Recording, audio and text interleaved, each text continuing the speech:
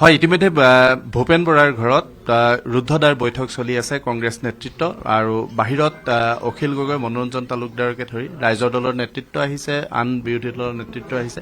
মই পোনপটীয়াকৈ অখিল গগৈ ডাঙৰীয়া আপোনাৰ ওচৰলৈ যাব বিচাৰিম। ভূপেন বৰাৰ পদত্যাগ আৰু এই সময়টোত বিশেষকৈ যি সময়ত মিত্ৰতা আলোচনা চলি আছে, বিভিন্ন ধৰণে সকলোৱে কৈছে যে শাসকীয় দলটো বহু আগুৱাই গৈছে, সেই মুহূৰ্তত আপোনালোকে মিত্ৰতা সম্পূৰ্ণ কৰিব পৰা নাই, এই মুহূৰ্তত ভূপেন বৰাৰ পদত্যাগ।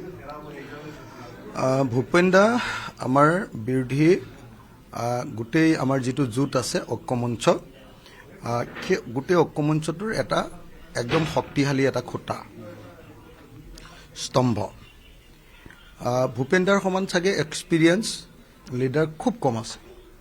আৰু ভূপেন দাৰ যি বক্তব্য আৰু ভূপেন দাই অসম চৰকাৰখনক যি ধৰণে যুক্তিপূৰ্ণভাৱে আক্ৰমণ কৰে, সেইটো সকলো অসমীয়া মানুহে সদায় লক্ষ্য কৰি থাকে। কিন্তু তেওঁলোকৰ আভ্যন্তৰীণ কিবা এটা কাজিয়া হৈছে, কিবা এটা সংঘাত হৈছে। তেখেতে মোক কৈ আছে যে 21খন চিঠি দিছোঁ, তাৰপিছতো কামবিলাক হোৱা নাই, সেইবুলি কৈছে। তাৰপিছত কিবা এটা লাগিছে, মইতো ইমান নাজানো, মই সোমাবও খোজা নাই। গতিকে তেখেতে খঙত পদত্যাগ কৰিছে।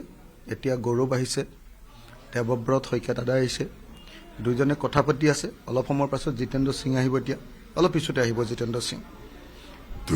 জিতেন্দ্ৰ সিঙক তেখেতে আহিবলৈ মানা কৰি আছে, নালাগে নালাগে কৈ আছে। তো আহিব, এতিয়া আহিলৈ কথা বতৰা পাতি শেষ হ'ব। মই ভাবোঁ যে আকৌ তেখেত কংগ্ৰেছলৈ ঘূৰি যাব।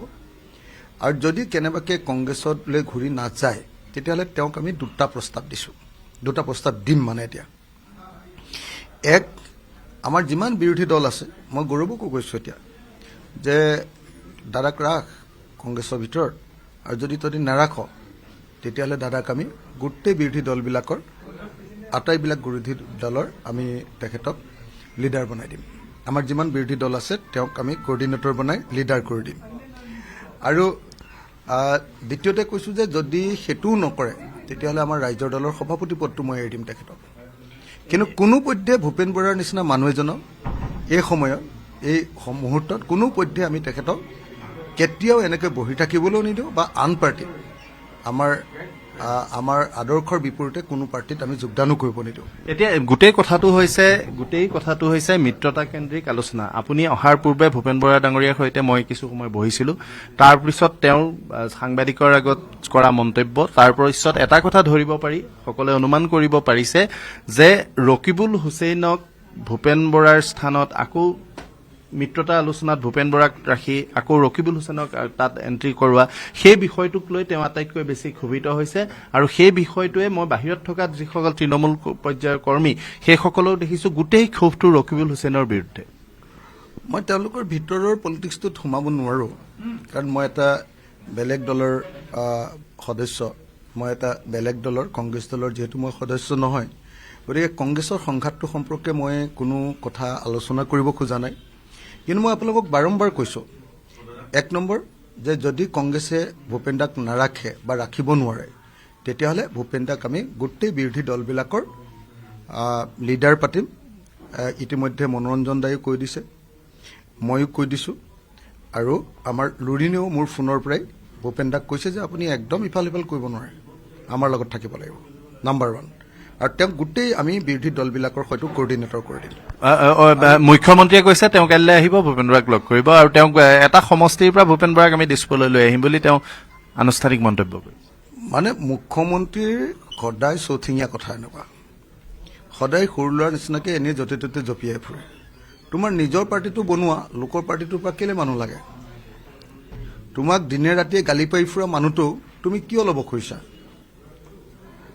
তুমি নিজৰ পাৰ্টিৰ পৰা বনোৱা না, এজন ভূপেন বৰা তুমি নিজে বনাই লোৱা। তুমি তোমাৰ নিজৰ দলৰ ভিতৰত লিডাৰ তৈয়াৰ কৰা। ভূপেন বৰাক তুমি হায়াৰ কৰিবলৈ কি হৈছে? মুখ্যমন্ত্ৰী এনেকুৱা চেলবেলীয়া কথা, লাজ পাব লাগে যে ইমান দিন শাসন কৰিছে, পৃথিৱীৰ বোলে আটাইতকৈ ডাঙৰ পাৰ্টি, সেই পাৰ্টিটোৱে আকৌ ভূপেন বৰাক কিয়, কি কাৰণে, আপুনি ভাবকচোন যে কি কাৰণে তেওঁক এনেকৈ ডিষ্টাৰ্ব কৰি আছে। ভূপেন বৰাইতো ক'তো কোৱা নাই বিজেপিলৈ যাম বুলি, একবাৰৰ কাৰণে বিজেপিৰ প্ৰতি মানে স্মুথ হৈ দেখুওৱা নাই, ক'তো এটা ঠাইতো আমি দেখা নাই। ভূপেন বৰাই সদায় বিজেপিক গালি পাৰি আছে।